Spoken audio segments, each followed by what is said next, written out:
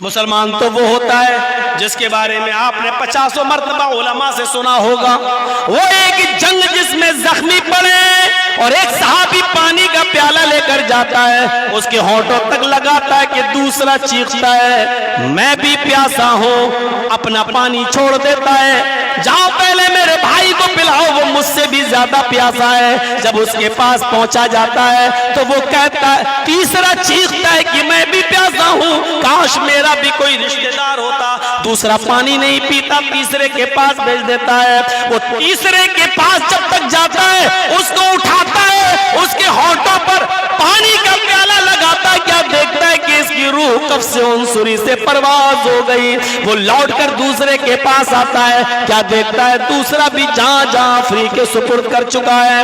وہ لوٹ کر پہلے کے پاس آتا ہے کہ لو یہ دونوں تو جا چکے، اب تم ہی رہ گئے، پانی پیو۔ جب پہلے کے پاس آتا ہے تو کیا دیکھتا ہے کہ پہلا بھی آب حیات سے اپنی پیاس بجھا چکا ہے۔ میرے بھائیوں، سب کو پانی کی شدید ضرورت ہے، پانی کا پیالہ ان کے منہ تک جاتا ہے، لیکن دوسرا صحابی چیختا ہے بچ جائے تو چند قطرے میرے حلق میں بھی ڈال دینا۔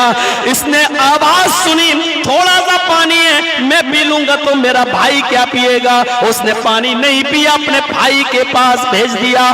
میرے بھائیوں، پھر دوسرے نے تیسرے کے پاس، ہر ایک نے پیاسا مر جانا گوارا کر لیا، لیکن اپنے بھائی کو مرتا ہوا دیکھنا گوارا نہیں کر رہا تھا۔ لیکن جب وقت آ گیا تو سب چلے گئے۔ میرے بھائیوں، ضرورت مجھے پانی پینے کی، لیکن ہم دیکھ رہے ہیں کہ مجھ سے زیادہ پیاسا ہے، پہلے وہ پیے، میری جان جائے لیکن اس کی تو بچ جائے۔ یہ جذبہ پیدا کیا تھا اپنی تعلیمات سے جناب محمد رسول اللہ صلی اللہ علیہ وسلم نے، ایسا بنایا تھا ایک مسلمان کو دوسرے مسلمان کی نظر میں۔ لیکن ہائے، آج کس کی نظر لگ گئی، آج کس کی نظر آج کس کی نظر لگ گئی، آج ایک مسلمان دوسرے مسلمان کے لیے اتنا بڑا دشمن کیوں بن گیا ہے؟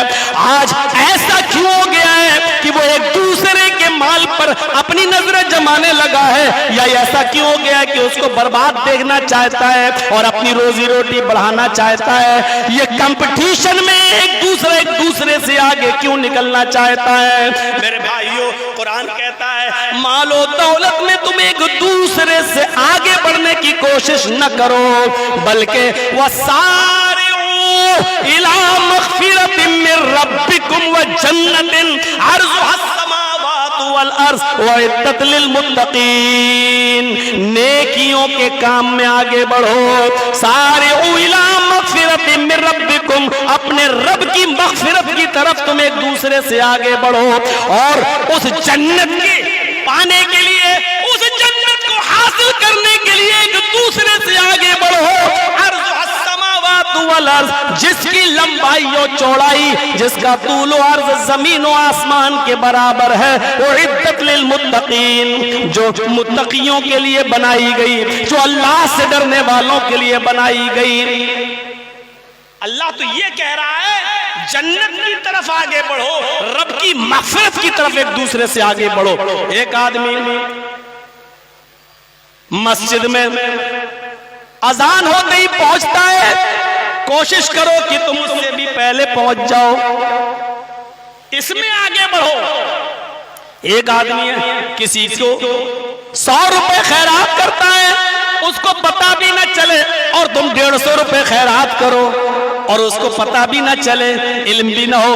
یہ کام کر کے نیکیوں میں آگے بڑھو، اس میں آگے بڑھنے کا حکم دیا۔ اس میں نہیں دیا ہے کہ وہ آدمی اتنی بڑی بلڈنگ کا مالک ہے تو چلو ہم اس سے بھی زیادہ اپنی بلڈنگ بنا لیں۔ میرے بھائیوں، ایک صحابی ایسا نہیں ملے گا جس نے مال و دولت میں ایک دوسرے سے آگے بڑھنے کی کوشش کی ہو۔ بتاؤ، عثمان غنی کے پاس بہت دولت تھی، لیکن کبھی ابو بکر صدیق نے عثمان غنی سے آگے بڑھنے کی کوشش نہیں کی دولت میں، کبھی عمر فاروق نے حضرت عثمان سے آگے بڑھنے کی کوشش نہیں کی دولت میں۔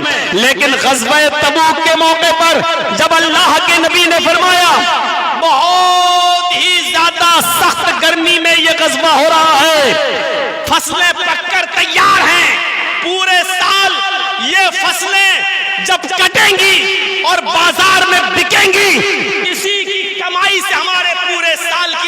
چلے گی، گزر بسر چلے گا۔ یہ غزوہ ایسے ماحول میں ہوا تھا کہ فصلیں پک کر تیار، لیکن حکم ہوتا ہے کہ غزوے کے لیے نکلو۔ ادھر پورے سال کی معیشت برباد ہو رہی ہے کہ یہ پھل کٹیں گے، کھجور بازار میں بکیں گے تو ہمارے پورے سال کی روزی روٹی آئے گی۔ میرے بھائی حکم ہوتا ہے کہ غزوے کے لیے نکلو، اور سخت گرمی، زمین آگ کے انگارے، زمین آگ اگل رہی ہے، آسمان سے انگارے برس رہے ہیں، اور تقریباً 1200 کلومیٹر کا سفر، گھوڑوں کی ضرورت، اونٹوں کی ضرورت، سفر میں جانوروں کی اور کھچروں کی ضرورت، 1200 کلومیٹر کا لمبا سفر، اتنی دور اس غزوے کے لیے نکلنا ہے۔ میرے بھائیو، ایسے موقع پر اللہ کے نبی فرماتے ہیں کہ جاؤ گھوڑے بھی لاؤ، سواریوں کی ضرورت ہے، اونٹوں کی بھی ضرورت ہے، کچھ مال و دولت کی بھی ضرورت ہے، جاؤ لے کر آؤ۔ تو جس کے پاس جو حیثیت ہی لے آیا۔ اللہ کے نبی صلی اللہ علیہ وسلم کا جب یہ اعلان سنا کہ آج اس غزوے میں جو آدمی اپنی استطاعت کے مطابق مال خرچ کرے گا، اپنی دولت لٹائے گا، اللہ اس کو جنت دے گا۔ جہاں جنت کا نام سنا، اب اس جنت کو حاصل کرنے کے لیے صحابہ دوڑ پڑے۔ غور کرو، مال و دولت پانے کے لیے نہیں، گھر مکان میں آگے بڑھنے کے لیے نہیں، جب فرمایا کہ لاؤ آج تمہاری دولت کی، تمہارے پیسوں کی، تمہارے مال کی ضرورت ہے اس غزوے میں جانے کے لیے، اگر تم جنت چاہتے ہو تو اپنی حیثیت کے مطابق لاؤ۔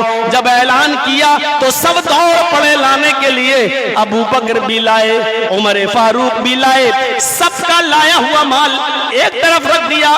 آپ نے حضرت عمر فاروق سے پوچھا، اے عمر تم گھر سے کیا لائے؟ فرمایا یہ ہے۔ کہا اللہ کے نبی نے پھر گھر میں چھوڑا کیا؟ کہا اے اللہ کے نبی جب گھر میں گیا تو اپنے مال کا میں نے آدھا حصہ کیا، یعنی جو بھی گھر میں چیزیں تھیں ان کو 2 حصوں میں تقسیم کیا۔ اگر 2 پلیٹ تھی تو 1 پلیٹ لایا، 1 پلیٹ گھر میں چھوڑا، 2 چادر تھی تو 1 چادر لایا، 1 چادر گھر میں چھوڑا، یعنی جو بھی چیزیں ڈبل ڈبل تھی میں نے آدھا گھر میں چھوڑا اور آدھا لے آیا۔ اللہ کے نبی نے کہا یہاں رکھ دو، اللہ تمہارے مال میں برکت دے، اللہ تمہارے اس مال میں برکت دے جو تم نے گھر میں چھوڑا۔ چلیے کامیاب ہو گئے۔ پوچھا اے ابو بکر تم کیا لائے ہو؟ آج عمر بڑے خوش تھے، آج عمر دیکھ رہے تھے میرا بہت زیادہ مال ہے، آج جنت پا کر رہوں گا، آج تو میں نیکیوں میں آگے بڑھ جاؤں گا۔ آپ نے پوچھا اللہ کے نبی نے اے ابو بکر تم کیا لائے ہو؟ ابو بکر صدیق نے کہا یہ رکھا ہے۔ پوچھا کہ گھر پہ کیا چھوڑا ہے؟ گھر میں کیا چھوڑا ہے؟ جواب دیا صرف اللہ اور اس کے رسول کو چھوڑ کے آیا ہوں، گھر میں اور کچھ نہیں ہے۔ جو کچھ بھی گھر کا سامان تھا سارا کا سارا سامان اٹھا کر لے آیا، یہ رکھا ہوا ہے سامان۔ اللہ کے نبی صلی اللہ علیہ وسلم نے اس سامان کو دیکھا اور فرمایا گھر میں کچھ نہیں ہے؟ کہا نہیں، بس اللہ اور اس کے رسول کو چھوڑ کے آیا ہوں گھر میں۔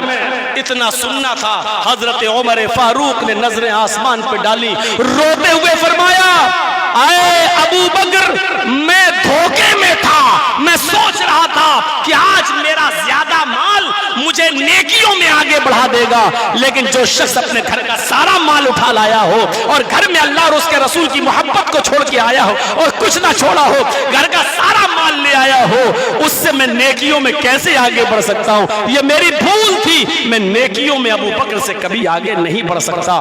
حضرت عمر فاروق کہہ رہے ہیں یعنی نیکیوں میں ایک دوسرے سے آگے بڑھنے کی کوشش کی جاتی تھی، مغفرت کی طرف آگے بڑھنے کی کوشش کی جاتی تھی، مال و دولت کی چاہت میں نہیں، گھر و مکان و بلڈنگوں میں نہیں۔ یہاں تو عبادتیں بھی بڑی عجیب ہوتی ہیں۔ اگر ہم 10,000 کا بکرا لائے ہیں قربانی کے لیے تو ہم لا چکے ہیں، اب ہمارا پڑوسی ہم سے اچھا لانے کی کوشش کرے گا 15,000 کا، تاکہ دکھا سکے کہ دیکھو اس کا 10 کا تو میرا 15 کا۔ ہماری عبادتوں میں بھی اب خلوص نہیں رہا، ہم تو انتظار کرتے ہیں کہ دیکھیں ہمارا برودی کب لائے گا، وہ لائے تو اس کے بعد ہم لائیں۔ یہ صورتحال ہو چکی آج، اخلاص نکل چکی ہے، نکل چکا ہے آج ہمارے دلوں سے، عبادتوں کے اندر بھی اخلاص نکل چکا ہے۔ میرے بھائیوں عبادتوں میں جب تک اخلاص پیدا نہیں ہوگا ہماری عبادتیں قبول نہیں ہوں گی۔